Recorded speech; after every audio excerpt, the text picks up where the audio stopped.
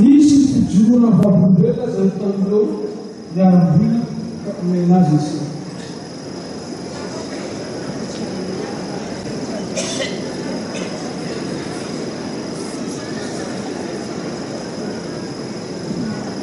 Niarabanao Andriamatoa Filoha Repoblika Madagasikara nahatsiaronay amin'ny vanim-potoana izao na dia tsy tazana eto Andrianao ankehitriny. Ary miarabana manokana ihany koa Andriamatoa Andrinirina Rajoelina Filoha Tafilohanay.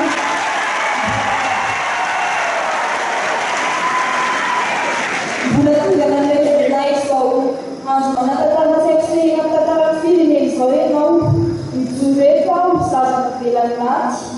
Maty mandazaka ny randy sy nanolotra ny aidy ho amin'ity Madagasikara ity ndraiky tamin'ny fitakiny ny fanovana.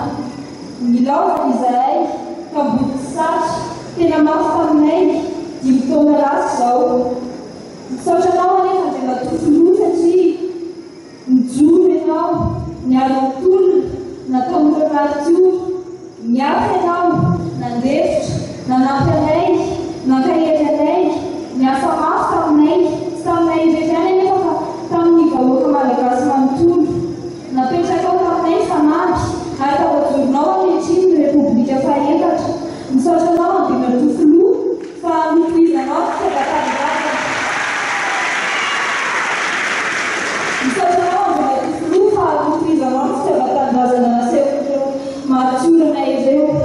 Mitodika manokana koa amin'Andriamanitra Anjelanahary mba homeny feno amin'ny sasatra mandrakizay ane ary ho sambatra ny an-danin-trano ny dadanay malalanay izay efa nandatsaka ny randy ho anay sy ho amin'ity nosy Madagasikara ity satria masina ny aina ary masina ny tanindrazana.